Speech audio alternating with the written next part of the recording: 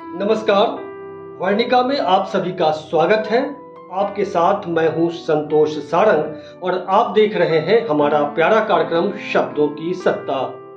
साथियों, हम सब अपनी जिंदगी में किसी न किसी महापुरुष से प्रेरणा लेते हैं। उनके अनमोल विचारों से, उनके दिव्य व्यक्तित्व से बहुत कुछ सीखते हैं और उनके पद चिन्हों पर चलकर हम अपने जीवन को सार्थक बनाने की कोशिश करते हैं। तो चलिए, इस एपिसोड में हम एक ऐसे ही महापुरुष के व्यक्तित्व से, उनके विचारों से प्रेरणा लेते हैं और उनके पद चिन्हों पर चलकर अपनी जिंदगी को सार्थक बनाने की कोशिश करते हैं।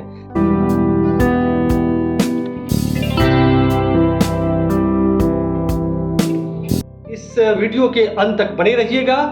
हम चलते हैं, उस महापुरुष की बात करते हैं जिनसे हमको प्रेरणा लेनी है, जिनसे बहुत कुछ सीखना है। तो स्वागत है फिर से।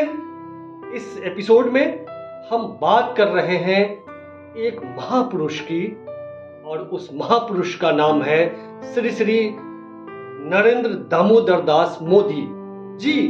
वही मोदी जी जो विष्णु के अवतार वाले मोदी जी हैं, शांति के अग्रदूत मोदी जी, अहिंसा के पुजारी मोदी जी, अरे वही अपने विश्व गुरु मोदी जी, हिंदू हृदय सम्राट मोदी जी, सच्चाई को गर्दन में ओढ़कर चलने वाले मोदी जी, अरे वही अपना अकेला शेर की तरह चलने वाले मोदी जी, शेर मोदी जी, 56 इंच सीना वाले मोदी जी, गुणों की खान मोदी जी।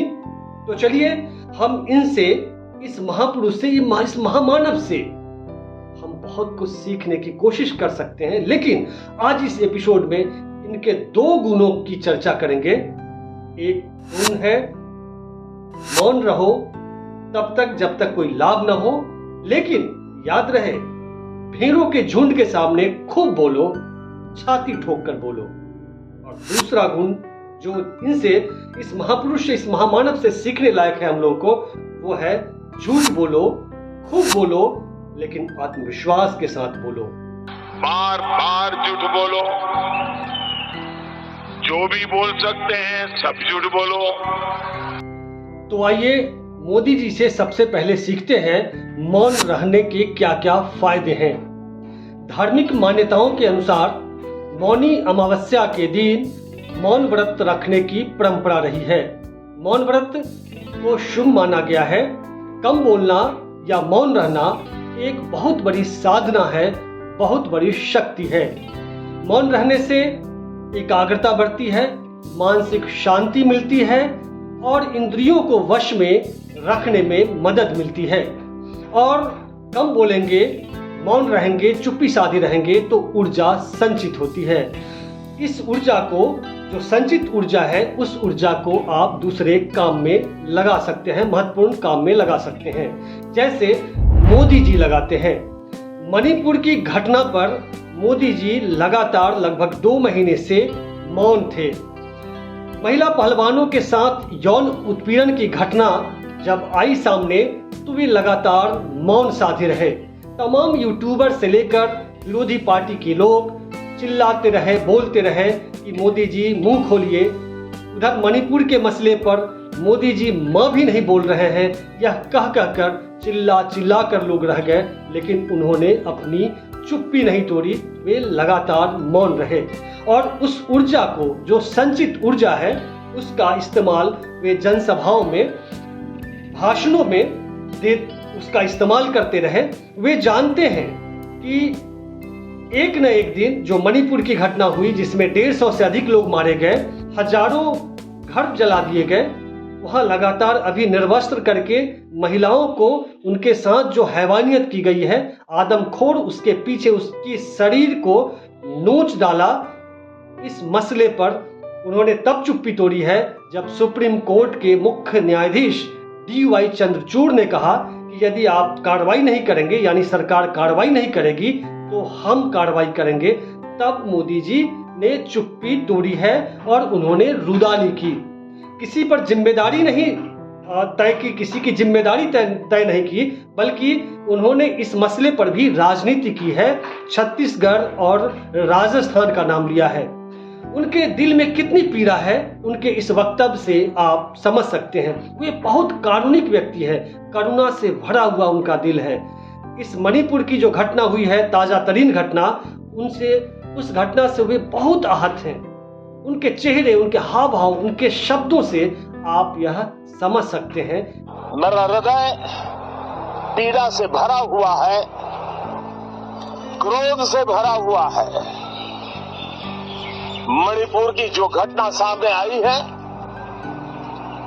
किसी भी सभ्य समाज के लिए ये शर्मसार करने वाली घटना है। मोदी जी जानते हैं कि चुनी हुई सरकारों को गिराकर सरकार बनाने में कितनी ऊर्जा खर्च करनी पड़ती है। सीना ठोककर भ्रष्टाचारियों के खिलाफ कार्रवाई करने की गारंटी देने में कितनी ताकत लगती है, कितनी ऊर्जा खर्च होती है। यदि वे मणिपुर में या महिला पहलवानों के मसले पर ही सारी ऊर्जा खत्म कर देते तो फिर ये सब कुछ कैसे कर पाते। इसलिए मोदी जी मौन रहकर अपना ये सारा काम करते हैं। 18 घंटे अगर काम करते हैं तो मौन रहकर ही करते हैं।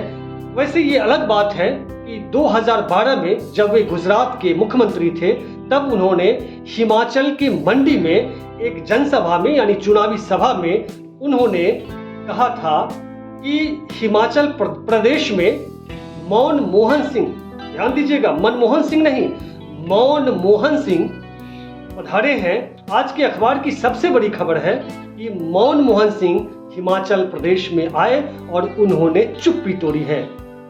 ये अलग बात है कि मोदी जी ने ये उस समय कहा था, लेकिन आज मौन मोहन सिंह की बातें करते करते वे खुद मौन मोदी जी हो गए।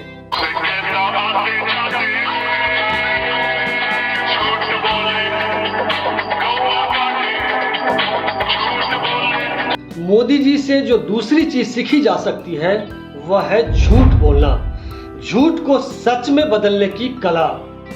झूठ को जितनी बार बोलेंगे, जितने जोर जोर से बोलेंगे, जितने कॉन्फिडेंस के साथ बोलेंगे, वह सच में बदल जाता है। मोदी जी से आप सीख सकते हैं कि कैसे झूठ को सच में बदला जा सकता है।